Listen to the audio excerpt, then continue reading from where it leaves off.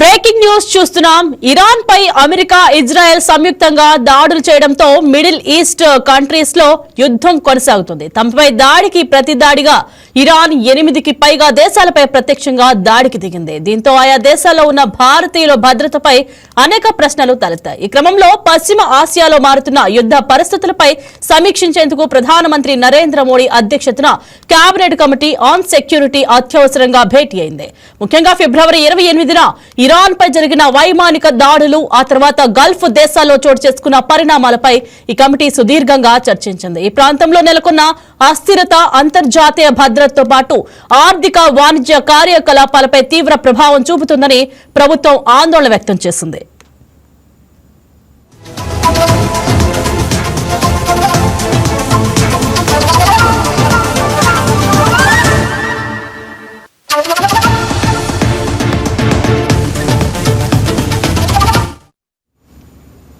ఈ ఉద్రిక్తతల వల్ల గల్ఫ్ ప్రాంతంలో ఉన్న లక్షలాది మంది భారతీయ ప్రవాసుల భద్రతపై కేంద్ర ప్రభుత్వం ప్రత్యేక దృష్టి సారించింది. విమాన ప్రయాణాలు నిలిచిపోవడంతో అక్కడ చిక్కుకుపోయిన ప్రయాణికులు, అలాగే ప్రస్తుతం పరీక్షలు రాస్తున్న భారతీయ విద్యార్థులు ఎదుర్కొంటున్న ఇబ్బందులను సిసిఎస్ సమీక్షించింది. యుద్ధ వాతావరణం వల్ల భారతీయ పౌరులకు ఎటువంటి ప్రాణ, ఆస్తి నష్టం కలగకుండా తగిన చర్యలు చేపట్టాలని అధికారులను ఆదేశించింది.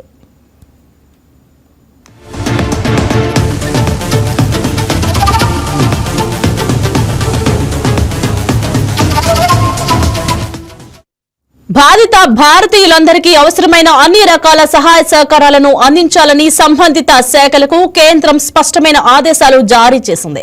ఉద్రిక్తలను తగ్గించేందుకు తక్షణమే దాడులను నిలిపివేసి దౌత్యపరమైన చర్చల ద్వారా సమస్యలను పరిష్కరించుకోవాలని భారత్ అంతర్జాతీయ సమాజానికి పిలుపునిచ్చింది. శాంతి పునరుద్ధరణ ద్వారానే ప్రాంతీయ, ప్రపంచ ఆర్థిక స్థిరత్వం సాధ్యమవుతుందని ఈ సందర్భంగా భారత ప్రభుత్వం ఉద్ఘాటించింది. దీనిపై మరింత సమాచారాన్ని ఏపీ బ్యూరో చీఫ్ సలాం అందిస్తారు. గుడ్ మార్నింగ్ సలాం, చెప్పండి, ప్రస్తుతం మిడిల్ ఈస్ట్ లో పరిస్థితి ఎలా ఉంది? యుద్ధ వాతావరణం ఏ దేశాలకు ఎక్కువగా ప్రభావం చూపుతుంది?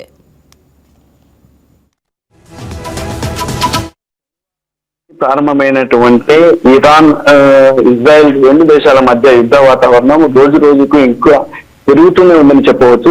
దాని యొక్క ప్రభావం అనేది ఎక్కువగా కనిపిస్తుంది. అదేవిధంగా దీంతో ఇతర దేశాలపై కూడా ప్రభావం కనిపిస్తున్నటువంటి పరిస్థితి ఉంది. ప్రస్తుతం ఎక్కువగా వచ్చేసి ఇరాన్, యుఏఈ దేశాలపై ఎక్కువగా దాడులకు పాల్పడుతున్న నేపథ్యంలో ఆ ఎఫెక్ట్ అనేది ప్రస్తుతం యుఏఈ దేశాలపై ఎక్కువగా కనిపిస్తున్నటువంటి పరిస్థితి. అయితే ఈ నేపథ్యంలో భారత ప్రభుత్వం, అంటే ప్రస్తుతం భారత ప్రధాని నరేంద్ర మోడీ సైతము 2 రోజుల పాటు రాజస్థాన్, గుజరాత్, తమిళనాడు, పుదుచ్చేరి రాష్ట్రాల్లో తన 2 రోజుల పాటు సుడిగాలి పర్యటన ముగించుకుని ఢిల్లీకి చేరుకున్న వెంటనే అత్యవసర భద్రతా సమీక్ష సమావేశాన్ని నిర్వహించారు.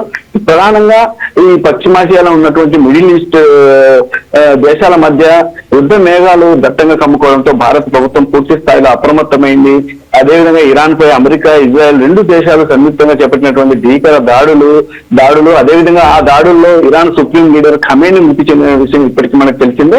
ఈ నేపథ్యంలో అంటే ఇరాన్, ఇజ్రాయెల్ మధ్య ఉద్రిక్తత వాతావరణం తీవ్రమైంది. అదేవిధంగా దీని ప్రభావం ఇతర దేశాలపై కనిపిస్తున్న నేపథ్యంలో అసలు భారత ప్రభుత్వం సైతము ఈ యొక్క పూర్తి యుద్ధ వాతావరణంపై పూర్తి స్థాయి దృష్టి సారించింది. ప్రధానమంత్రి నరేంద్ర మోడీ ఢిల్లీకి చేరుకున్న వెంటనే అత్యవసర భద్రతా సమీక్ష సమావేశాన్ని నిర్వహించారు. ఈ సమావేశానికి సిసిఎస్ సభ్యులైనటువంటి రక్షణ మంత్రి రాజ్నాథ్ సింగ్, హోంమంత్రి అమిత్ షా, విదేశాంగ మంత్రి జయశంకర్, ఆర్థిక మంత్రి నిర్మలా సీతారామన్ హాజరయ్యారు. తాజాగా జరిగినటువంటి దాడులు, అదేవిధంగా ఖమేనీ మరణంతో ఇరాన్ లో మారినటువంటి పరిస్థితులపై వారు లోతుగా విశ్లేషించారు. అంతేకాకుండా ఎక్కువగా అంటే ప్రధానంగా ప్రధానమంత్రి నరేంద్ర మోడీ భారతీయుల భద్రతే ప్రాధాన్యంగా ఈ యొక్క సమీక్ష సమావేశంలో చర్చించడం జరిగింది. ఈ కేబినెట్ సమావేశంలో రైట్ సలాం, చెప్పండి, ఇరాన్ పై అమెరికా, ఇజ్రాయెల్ దాడులకు ప్రధాన కారణం ఏమిటి? ప్రధానంగా ఇరాన్ పై ఇజ్రాయెల్, అమెరికా దాడులకు ప్రధాన కారణం మనము శోధిస్తే ప్రధానంగా అణు బాంబులకు సంబంధించి, అణ్వాయుధాలకు సంబంధించినటువంటి అంశంపై ఇజ్రాయెల్ పూర్తి స్థాయిలో ఇరాన్ ఏదైతే అణ్వాయుధాలను సమకూర్చుకునేటటువంటి అంశాన్ని ఇజ్రాయెల్ పూర్తి స్థాయిలో వ్యతిరేకిస్తూ వస్తుంది. ఈ నేపథ్యంలోనే ఇజ్రాయెల్ దాడులకు ఒకటేసారి తెగబడింది.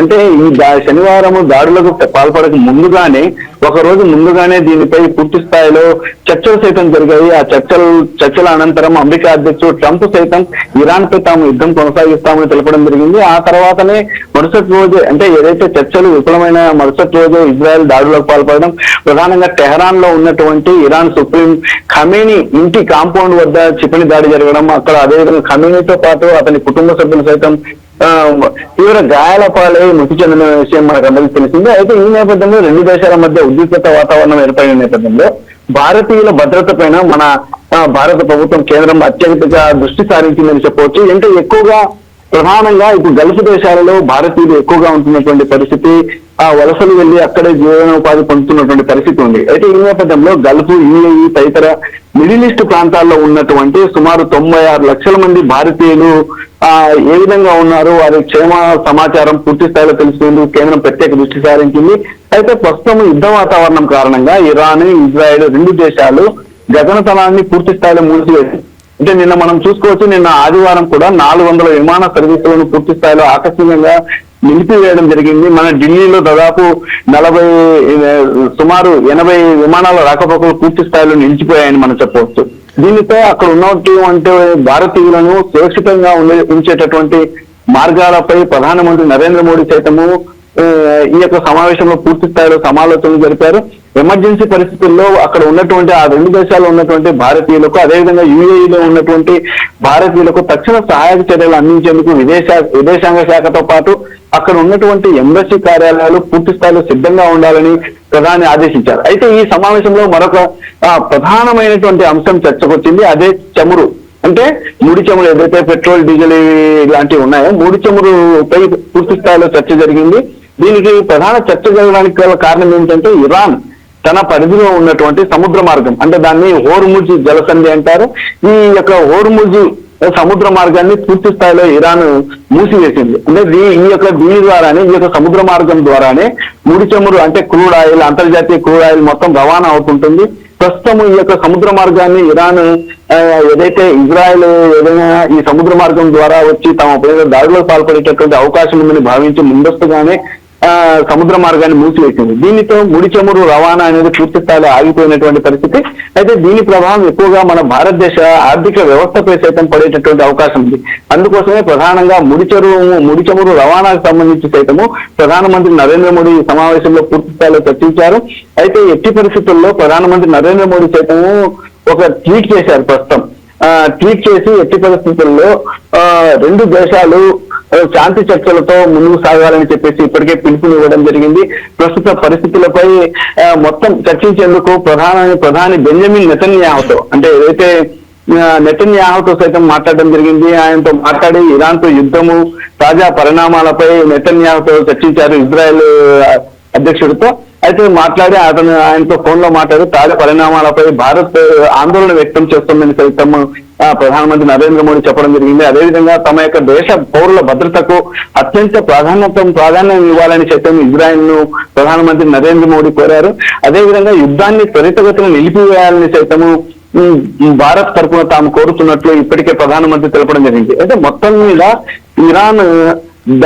మీద ఇరాన్ తమ దాడులను గల్ఫ్ దేశాలపై కొనసాగించడంపై సైతం కాస్త ప్రధానమంత్రి అసహనం వ్యక్తం చేసినట్టుగా మనం చెప్పుకోవచ్చు. ఎందుకంటే ప్రధానంగా ఈ యొక్క గల్ఫ్ దేశాల్లో ఉన్నటువంటి భారతీయుల సంరక్షణ కోసం, అంటే భారతీయుల రక్షణ కోసం ఇప్పటికే మన కేంద్రం పూర్తి స్థాయిలో అక్కడ ఉన్నటువంటి ఎంబసీని సైతం అరెస్ట్ చేసింది. అక్కడ ఉన్నటువంటి భారతీయుల భద్రతకు సంబంధించి ఏదైనా సరే చర్యలు వెంటనే తీసుకునేందుకు చొరవ చూపాలని సైతం ఎంబసీకి సూచించడం జరిగింది. కానీ ఇప్పటికే అక్కడ ఉన్నటువంటి యుద్ధ పరిస్థితులతో అంటే మొత్తం విమానయాన పరిస్థితులు అనేది, విమానయాన గగనతలం అనేది పూర్తి స్థాయిలో మూసివేయడంతో అక్కడి నుంచి రాకపోగా, అంటే వారిని సురక్షితంగా భారత్ కు తరలించేందుకు కొంత ఇబ్బంది పడుతున్నటువంటి పరిస్థితి ఉంది.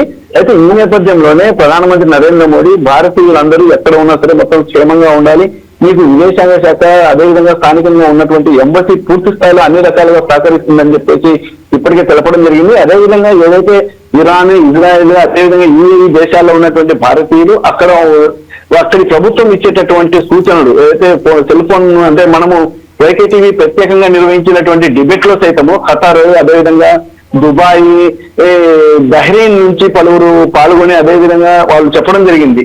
ఏమైనా ఇక్కడ యుద్ధ వాతావరణం ఉంది, ఇక్కడ ఎప్పటికప్పుడు ప్రభుత్వము మొబైల్ ఫోన్లకు సమాచారాన్ని అందజేస్తూ తమను అప్రమత్తం చేస్తుందని చెప్పేసి మన వైకేటీవీ నిర్వహించినటువంటి స్పెషల్ డిబేట్ లో సైతం చెప్పడం జరిగింది. ఈ నేపథ్యంలో ఏదైతే మొబైల్ ఫోన్లకు వచ్చేటటువంటి అక్కడి నుంచి ప్రభుత్వం భారతీయులకు మొబైల్ ఫోన్లకు ఇచ్చేటటువంటి సందేశాన్ని ఎప్పటికప్పుడు తెలుసుకుంటూ దాంతో జాగ్రత్త వహించాలని, అదేవిధంగా దగ్గరలో ఉన్నటువంటి ఏదైనా సరే అపాయకరమైనటువంటి పరిస్థితులు ఉన్నప్పుడు దగ్గరలో ఉన్నటువంటి బంకర్లలోకి వెళ్లి తలదాచుకోవాలని చెప్పేసి ఇప్పటికే కేంద్రం అక్కడ ఉన్నటువంటి భారతీయులకు ప్రత్యేక సూచనలు సైతం జారీ చేసింది. ఏదేమైనప్పటికీ ఇరాన్ ఇజ్రాయిల్ మధ్య కొనసాగుతున్నటువంటి వారు ఇతర దేశాలకు కూడా కొనసాగేటటువంటి ఇతర దేశాలపై ప్రభావం ఎక్కువగా చూపుతుందని చెప్పవచ్చు. ప్రధానంగా యుఏఈ దేశాలపై ఎక్కువగా ప్రభావం చూపుతుంది. ఇరాన్ అదే పనిగా యుఏఈ దేశాలపై తీవ్ర స్థాయిలో క్షిపణుల దాడికి పాల్పడడం ప్రస్తుతం పెద్ద చర్చాంశనీయంగా మారిందని చెప్పుకోవచ్చు. ఏదేమైనప్పటికీ భారతీయులు ఎక్కడ ఉన్నా సరే ఇప్పుడు యుద్ధ వాతావరణం నెలకొన్నటువంటి దేశాలలో ఉన్నటువంటి భారతీయులు క్షేమంగా ఉండేందుకు కేంద్రం అన్ని రకాల చర్యలు తీసుకుంటుందని మనం చెప్పవచ్చు. రైట్ సలాం, చెప్పండి, ఐక్యరాజ్య సమితి మరియు ఇతర ప్రపంచ దేశాలు ఈ పరిస్థితిపై ఎలా స్పందిస్తున్నాయి? ప్రస్తుతం ఇది మనము చెప్పాలని అంటే వాస్తవంగా ఐక్యరాజ్య సమితి ఈ యొక్క విషయంపై పూర్తి స్థాయిలో జోక్యం చేసుకోవాల్సినటువంటి అవసరం ఉందని ఇప్పటికే పలు దేశాలు సైతము అభిప్రాయపడుతున్నటువంటి పరిస్థితి. ఏదేమైనప్పటికీ ఇప్పటికే ఇది ఒక ప్రాంతీయ యుద్ధం మాదిరి మనం చెప్పవచ్చు. అంటే ప్రాంతీయ యుద్ధం అంటే ఇరాన్ కు ఇజ్రాయెల్ కు ఈనాటి శత్రుత్వం కాదు. దాదాపు 1976 నుండి ఇజ్రాయెల్ ను తమ శత్రు దేశంగా ఇరాన్ పరిగణించి అప్పటి నుండి ఇజ్రాయెల్ తో విభేదపూర్వకంగా మెలుగుతూ ఉందని చెప్పవచ్చు. అయితే ఈ తరుణంలోనే తాజాగా అణ్వాయుధాలకు సంబంధించి రెండు దేశాల మధ్య వచ్చినటువంటి విభేదాలతో ఒక్కసారిగా ఇజ్రాయెల్ దాడులకు పాల్పడడం, అదేవిధంగా ఆ దాడిలో ఇరాన్ కు సంబంధించినటువంటి ఇరాన్ సుప్రీం ఖమేనీ మృతి చెందడంతో ప్రస్తుతం అక్కడ ఉద్రిక్తత వాతావరణం ఏర్పడిందని చెప్పొచ్చు. అయితే సుమారుగా దాదాపు ఒక రెండు రోజులు అంటే నేటి రేపట్లో ఐక్యరాజ్య సమితి కూడా ఈ విషయంపై పూర్తి స్థాయిలో జోక్యం చేసుకునేటటువంటి అవకాశం ఉంది. ఇప్పటికే అమెరికా ఇజ్రాయెల్ నిర్వహిస్తున్నటువంటి దాడులపై ఇరాన్ విదేశాంగ సైతం స్పందించింది. వెంటనే ఐక్యరాజ్య సమితి జోక్యం చేసుకోవాలని, దీన్ని యొక్క ఏదైతే అంతర్జాతీయ చట్టాలను ఉల్లంఘిస్తున్నటువంటి చర్యగా ఇజ్రాయెల్ ను ఉద్దేశించి ఇప్పటికే ఇరాన్ ప్రకటించడం జరిగింది. అయితే దీనిపై ఐక్యరాజ్య సమితి ఏ విధంగా స్పందిస్తుంది అనేది ఇప్పుడు తేలాల్సి ఉంది. మొత్తం మీద ఇరాన్ మాత్రం ఇప్పటికే ఐక్యరాజ్య సమితిని జోక్యం చేసుకోవాలని సూచించడం జరిగింది. మరి ఐక్యరాజ్య సమితి ఏ విధంగా జోక్యం చేసుకుంటుంది, అదేవిధంగా ఈ యొక్క యుద్ధ వాతావరణాన్ని శాంతి తీసుకునేటటువంటి చర్యలు ఏ విధంగా ఉంటాయన్నది ఈ రోజు రేపట్లో మనకు తెలియ అవకాశం ఉంది. రైట్ సలాం, చెప్పండి, ఇరాన్ పై అమెరికా ఇజ్రాయెల్ దాడులు చేయడంతో అసలు రష్యా చైనా వంటి దేశాల వైఖరి ఏ విధంగా ఉంది? వాస్తవంగా ఇరాన్ కు మద్దతు ఇచ్చేటటువంటి దేశాలలో రష్యా చైనా రెండు ఒకటే. ఇరాన్ కు ఇప్పుడు ఇజ్రాయెల్ కు మద్దతు ఇస్తున్నటువంటి దేశం ఏదైనా ఉంది అని అంటే ప్రస్తుతము అమెరికా తన బలగాలను సైతం అందించి, అదేవిధంగా అమెరికా తన ఆయుధాలను సైతం అంటే ఏదైతే యుద్ధ విమానాలను సైతం అందించి ఇజ్రాయెల్ కు మద్దతు డైరెక్ట్ గా ప్రకటిస్తుందని చెప్పవచ్చు. కానీ ఇరాన్ కు ప్రస్తుతం ఇప్పటి వరకు చైనా రష్యా మద్దతు ప్రకటించాయి, కానీ ఇప్పటి వరకు పూర్తి స్థాయిలో అంటే ఆయుధాలను సమకూర్చడం కానివ్వండి, సైనికులను అందించడం కానివ్వండి, ఇటువంటి చర్యలకు పాల్పడలేదు. అయితే ముందు మాత్రం ఎట్టి పరిస్థితుల్లో ఇదే వాతావరణం ఇలాగే కొనసాగితే, ఇరాన్ ఇజ్రాయెల్ మధ్య ఇదే యుద్ధ వాతావరణం కొనసాగితే రష్యా చైనా కూడా ఇరాన్ కు మద్దతు ఇచ్చేటటువంటి అవకాశం ఉందని మనకు తెలుస్తుంది. ఏదేమైనప్పటికీ అంటే ఈ రోజు రేపటిలోగా ఐక్యరాజ్య సమితి జోక్యం చేసుకునేటటువంటి అవకాశం ఉందని చెప్పవచ్చు. అదేవిధంగా మన భారత ప్రధాని నరేంద్ర మోడీ సైతం ఇప్పటికే సూచించడం జరిగింది. ఎట్టి పరిస్థితుల్లో రెండు దేశాల మధ్య శాంతియుత వాతావరణం నెలకొల్పేందుకు చర్చలు జరగాలని ఇప్పటికే ప్రధానమంత్రి నరేంద్ర మోడీ సైతం ఇప్పటికే సూచించడం జరిగింది. అన్ని దేశాలు ఇప్పటికే రెండు దేశాలకు సూచిస్తున్నాయి, శాంతియుత వాతావరణంలో చర్చలు జరపండి, యుద్ధం అనేది రెండు దేశాలకు నష్టాన్ని కలిగిస్తుందనే ఉద్దేశాన్ని అన్ని దేశాలు సూచిస్తున్నటువంటి పరిస్థితి. అయితే నేడు లేక రేపు ఐక్యరాజ్య సమితి జోక్యం చేసుకుని ఈ యొక్క యుద్ధ వాతావరణాన్ని శాంతింపజేస్తుందా, లేకపోతే ఇదే విధంగా రోజు రోజుకు ఇదే విధంగా ఇతర దేశాలకు కూడా వ్యాపించేటటువంటి అవకాశం ఉందని చెప్పవచ్చు. అంటే ఎలాగనంటే ప్రస్తుతం ఇజ్రాయెల్ చేస్తున్నటువంటి దాడులను ఓవైపు ఎదుర్కొంటుండే, మరోవైపు యుఏఈ దేశాలపై క్షిపణుల దాడులకు పాల్పడడం అనేది ప్రస్తుతం ఇక్కడ చర్చనీయాంశం. సలాం, చెప్పండి, ఈ యుద్ధ పరిస్థితులు భారత్ పై గాని అక్కడున్న భారతీయులు ముఖ్యంగా ఇంధన ధరలపై ఎలాంటి ప్రభావం చూపే అవకాశం ఉందంటారు? వాస్తవంగా ఇరాన్ కు ఇజ్రాయెల్ కు యుద్ధ వాతావరణం నెలకొన్న తర్వాత ఫస్ట్ మొదటగా మనకు ముడి చమురు రవాణాపై పూర్తి స్థాయిలో ప్రభావం చూపేటటువంటి అవకాశం ఉంటుంది. దీనితో మనకు పెట్రోల్ డీజిల్ ధరలు ఎక్కువగా అధికంగా పెరిగేటటువంటి అవకాశం ఉంది. ఇప్పటికే ఇరాన్ దానికి సంబంధించినటువంటి అంటే ఏదైతే హోర్ముజ్ జలసంధి అంటే హోర్ముజ్ సముద్ర మార్గాన్ని పూర్తి స్థాయిలో నిలిపివేసింది. యాక్చువల్ గా భారత్ కానివ్వండి, ఇతర దేశాలకు కానివ్వండి, ఇరాన్ నుండి ఈ హోర్ముజ్ జలసంధి నుండి మనకు ఈ యొక్క ముడి చమురు మొత్తం రవాణా అవుతూ ఉంటుంది. అయితే ప్రస్తుతం ఆ జలసంధిని పూర్తి స్థాయిలో మూసివేయడంతో ప్రస్తుతం ముడి చమురు రవాణాపై పెద్ద ప్రశ్నార్థకంగానే ఏర్పడిందని చెప్పవచ్చు. అయితే ఈ ప్రభావంతో ముడి చమురు ధరలు పెరిగేటటువంటి అవకాశం ఉంటుంది. అంటే ఇప్పుడు సాధ్యమైనంత త్వరగా అంటే ఇప్పటికిప్పుడు ధరలు పెరుగుతాయని చెప్పలేము. అయితే ముందు అంటే మరో వారం రోజుల పాటుగానే ఇదే పరిస్థితి యుద్ధ వాతావరణం ఉంటే తర్వాత అది ఈ యుద్ధం ఎఫెక్ట్ అనేది ముడి చమురు ధరలపై చూపించేటటువంటి అవకాశం ఉందని చెప్పవచ్చు. అందుకోసమే ఇప్పటికే అన్ని దేశాలు జోక్యం చేసుకుంటున్నాయి. జోక్యం చేసుకుని 2 దేశాలకు సూచిస్తున్నాయి. ఎట్టి పరిస్థితుల్లో శాంతి చర్చలతో మీరందరూ శాంతియుతంగా మీరు సరిహద్దు చేసుకోండి, అదేవిధంగా యుద్ధ వాతావరణాన్ని చల్లబడుతుందని చెప్పేసి ఇప్పటికే భారతదేశం సైతం సూచిస్తున్నటువంటి పరిస్థితి ఉంది. అదేవిధంగా అన్ని దేశాలు సూచిస్తున్నాయి. అయితే మరొక విషయం ఏమిటంటే భారతీయుల భద్రతకు మాత్రం ఎక్కడ ఎటువంటి లోటుపాట్లు లేకుండా కేంద్రం అన్ని చర్యలు తీసుకుంటుందని చెప్పవచ్చు. 2 రోజుల పర్యటన ముగించుకున్నటువంటి ప్రధానమంత్రి నరేంద్ర మోడీ అత్యవసర భద్రతా సమీక్షను దీనిపై పూర్తి స్థాయిలో నిర్వహించి అదేవిధంగా ఇరాన్ లో ఉన్నటువంటి భారత ఎంబసీకి అదేవిధంగా ఇజ్రాయెల్ లో ఉన్నటువంటి భారత ఎంబసీ అధికారులకు పూర్తి స్థాయిలో ఆదేశాలు జారీ చేయడం జరిగింది. అది కూడా ఎప్పటికప్పుడు భారత విదేశాంగ శాఖ అక్కడ ఉన్నటువంటి భారతీయుల రక్షణ కోసం ఎప్పటికప్పుడు పూర్తి స్థాయిలో అన్ని చర్యలు తీసుకుంటూ వారికి గైడెన్స్ కూడా ఇస్తుంది. అంతేకాకుండా వాస్తవంగా మనం చెప్పాలని అంటే అన్ని రాష్ట్రాలు అంటే భారతదేశంలో ఉన్నటువంటి అన్ని రాష్ట్రాలు సైతము తమ రాష్ట్ర పౌరులను కాపాడుకునేందుకు అదేవిధంగా వారి యొక్క యోగక్షేమాలు తెలుసుకునేందుకు ప్రత్యేక నెంబర్లను సైతం ఏర్పాటు చేసి వారి ద్వారా ఎప్పటికప్పుడు సమాచారాన్ని తెలుసుకున్నటువంటి పరిస్థితి ఉంది. మొత్తం మీద ఇరాన్ ఇజ్రాయెల్ మధ్య ఏర్పడినటువంటి యుద్ధ వాతావరణము ప్రస్తుతం ఐక్యరాజ్య సమితి జోక్యంతో ఏదైనా శాంతియుతంగా మారుతుందా లేక ఇదే యుద్ధ వాతావరణాన్ని కల్పిస్తూ ఉంటుందా అనేది తేలాల్సి ఉంది. సలాం, చివరిగా చెప్పండి, దీనివల్ల గ్లోబల్ ఆర్థిక వ్యవస్థపై ఎలాంటి ప్రభావం పడే అవకాశం ఉందంటారు?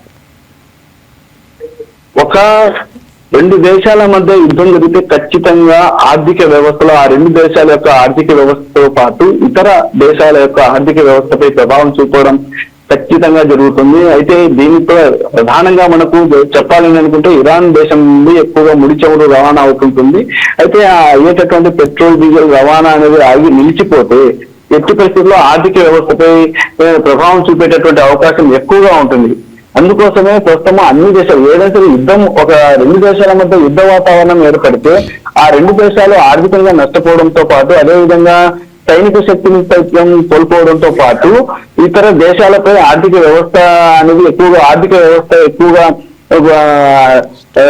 వ్యవస్థ పూర్తి స్థాయిలో దిగజారిపోవడం అనేది మనం చెప్పుకోవచ్చు. అయితే ఈ నేపథ్యంలో 2 దేశాల మధ్య ఉన్నటువంటి వాతావరణాన్ని పూర్తి స్థాయిలో చల్లబరిచి ఏదైతే నష్టం వాటిల్లేటటువంటి అవకాశం ఉందో అటువంటి వాటన్నిటిని పూర్తి స్థాయిలో నివారించాలని చెప్పేసి ఇప్పటికే ఇతర దేశాలన్నీ కోరుకుంటున్నాయి. కానీ అమెరికా ఇజ్రాయెల్ మాత్రం ఇప్పటికీ దాడుల పరంపరను ఇరాన్ పై కొనసాగుతూనే ఉన్నాయి.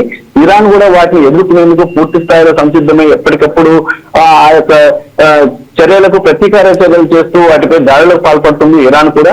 అయితే సాధ్యమైనంత త్వరగా ఈ 2 దేశాల మధ్య ఉన్నటువంటి యుద్ధ వాతావరణాన్ని శాంతింపజేసేందుకు అన్ని దేశాలు సైతం ప్రస్తుతం నేడు అంటే సోమవారం ఎక్కువగా జోక్యం చేసుకుంటున్నాయని చెప్పవచ్చు. దీనికి ప్రధాన కారణం ఇదే, అన్ని దేశాల ఆర్థిక వ్యవస్థపై ఈ యొక్క వాతావరణం పూర్తి స్థాయిలో ప్రభావం చూపేటటువంటి అవకాశం ఉంటుంది. కాబట్టి ఇప్పటికైనా శాంతియుతంగా చర్చలు జరుపుకొని యుద్ధ వాతావరణాన్ని పూర్తి స్థాయిలో అంటే శాంతింపజేసేలా 2 దేశాలు చర్చలు జరపాలని చెప్పేసి ఇప్పటికే సూచించడం జరిగింది.